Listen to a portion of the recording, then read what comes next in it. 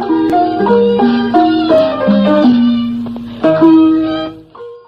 င်္ဂလာပါပမာတိုင်းသားဘာသာဖြင့်တင်ဆက်မှုအစီအစဉ်ကနေပြန်လည်ကြိုဆိုလိုက်ပါတယ်မတ်လ20ရက်နေ့တင်တွေကိုကျွန်မရှင်းမွန်ကတင်ဆက်သွားပါမယ်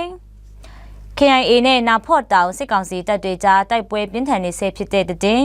နာဖော့ဘုံမှာတပ်ဆွဲနေတဲ့စစ်ကောင်စီတပ်ခလာရ321စခန်းနဲ့ဦးလော့ကောင်စစ်ကောင်စီစခန်းကို KIA တပ်ဖွဲ့ကမတ်လ19ရက်နေ့ညနေပိုင်းကတည်းကထိုးစစ်ဆင်တိုက်ခိုက်နေပြီးတော့တိုက်ပွဲပြင်းထန်နေဆဲဖြစ်တယ်လို့သိရပါတယ်တိုက်ပွဲဖြစ်ပွားနေတဲ့နာဖော့ဘုံနဲ့ဦးလော့ကောင်တကြောနေရာတိုင်းမှာစစ်ကောင်စီတပ်ကကြက်လင်နဲ့လေကြောင်းပစ်ကူနေပြီးတော့ဒီကနေ့မတ်လ20ရက်နေ့မှာလည်းကြက်လင်နဲ့9ကြိမ်ပုံကျဲတိုက်ခိုက်ခဲ့တယ်လို့ရှေ့တန်းသတင်းရင်းမြစ်တွေထံကနေသိရပါတယ်နာဖော်တပ်စခန်းဟာလွန်ခဲ့တဲ့1986ခုနှစ်ကတည်းကစစ်ကောင်စီတပ်ဆွဲနေတဲ့စခန်းဖြစ်ပြီးတော့ KIA စုပေါင်းတပ်ဖွဲ့ကမတ်လ19ရက်နေ့ကစတင်ထိုးစစ်ဆင်တိုက်ခိုက်နေတာဖြစ်တယ်လို့သိရပါတယ်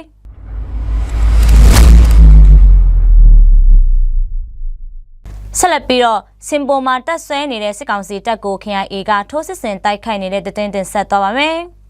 KIA အနောက်တောင်တိုင်းစစ်ဌာနချုပ်မူးညင်း KIA အတွင်းရှိစင်ဘိုကျေးရွာနီးမှာတပ်ဆွဲထားတဲ့စစ်ကောင်စီတပ်ကို KIA တပ်မဟာရှိအတွင်းမှာရှိတဲ့စုပေါင်းတပ်ဖွဲ့တွေကထိုးစစ်ဆင်တိုက်ခိုက်နေတယ်လို့သိရပါတယ်။စင်ဘိုကျေးရွာမှာတပ်ဆွဲထားတဲ့စစ်ကောင်စီတပ်ခလာရ141စခန်းကို KIA တပ်ဖွဲ့နဲ့ KPTF စုပေါင်းတပ်ဖွဲ့တွေထိုးစစ်ဆင်တိုက်ခိုက်နေတာတလနီးပါးရှိလာပြီဖြစ်ပြီးတော့စစ်ကောင်စီတပ်ကလည်းချက်လေရင်တွေနဲ့အတိက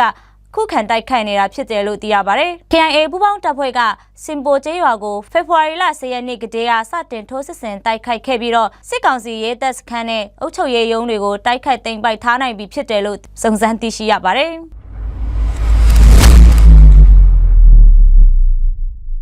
နောက်ဆုံးသတင်းအနေနဲ့ဂျန်ကာကျေးရွာနီးမှာရှိတဲ့စံခတံတားကိုစစ်ကောင်စီတပ်ဘုံဖောက်ခွဲဖျက်ဆီးလိုက်တဲ့သတင်းတင်ဆက်တော့ပါမယ်။ဝိုင်းမော်မြို့ကနေတာလိုကြီးကျေးရွာသွားလမ်းဖြစ်တဲ့ဂျန်ကာကျေးရွာအနီးကစံခတံတားကိုစစ်ကောင်စီတပ်ကမတ်လ19ရက်မနေ့ကညနေပိုင်းမှာဘုံဖောက်ခွဲဖျက်ဆီးလိုက်တယ်လို့ဒေသခံပြည်သူတွေထံကနေသိရပါတယ်။စံခတံတားဟာဝိုင်းမော်ဂျမ်ကာတာလိုကြီးဝူလောက်ကျေးရွာနဲ့၎င်းဒေတာအနီးဝန်းကျင်မှာရှိတဲ့ပြည်သူတွေလမ်းပန်းဆက်တွေရဲ့အဖြစ်အတိကအသုံးပြုနေတဲ့တရားတစ်ခုဖြစ်တယ်လို့လည်းသိရပါတယ်။မတ်လ19ရက်နေ့မှာပဲဂျန်ကာကျေးရွာအနီးမှာစစ်ကောင်စီတပ်နဲ့ KIA တပ်ဖွဲ့တွေထိပ်တိုက်တိုက်ပွဲဖြစ်ပွားခဲ့တယ်လို့လည်းဒေသခံတွေထံကနေသိရှိရပါတယ်။